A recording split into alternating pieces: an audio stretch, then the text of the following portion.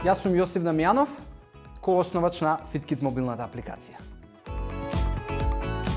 Инспирацијата беше Ангелина и нејзиниот проблем со тоа да плаќат 2 чланарини за вежбање, фитнес и јога, и дознала за сервис кој што постои во Америка и сакала да го преслика истото и во Македонија.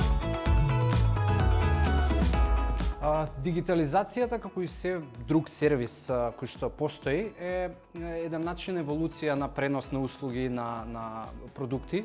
Луѓето се обично носталгични за тоа како било порано и секоја нова еволуција, вклучително и денешнава дигитализација, е проблем ради тоа што луѓето одат кон нешто непознато и не секојдневно и генерално тие се предизвиците кои што се соочуваат, или дали тренери, дали корисници, дали даватели на услуги. Вредноста е тоа што сакаме да им го дополниме нивниот капацитет, кој што можеби е недоволно искористен. Тоа е прва работа. Втора работа е тоа што сакаме да ги раскажеме нивните приказни, да ги едуцираме луѓето за нивните услуги и да ги едуцираме општо тренерите и фитнес индустријата за можеби одредени позитивни практики на конкретни студија и фитнес центри.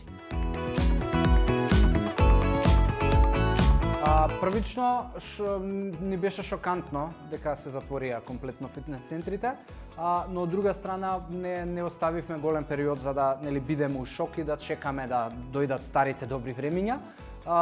Превземавме акција, односно направивме можност да сите онлайн тренинзи во живо кои што ги воспоставија самите тренери и студија да бидат достапни преку FitKit апликацијата и подоцна направивме и нова платформа која што се вика FitKit Plus. Тоа е on-demand видео платформа која што овозможува на корисниците да купуваат програми од неколку тренинзи и да ги вежбаат дома. Мој совет е прво да се охрабрите и да почнете, затоа што нема да постои идеален момент. Втора работа е да сте свесни дека економијата функционира на понуда и побарувачка и не може да чекате момент да се создаде потребниот пазар, па подоцна да влезете како играч, туку мора прво да влезете како играч, да помогнете во екосистемот и да донесете повеќе понуда, за да имате на крај return of investment.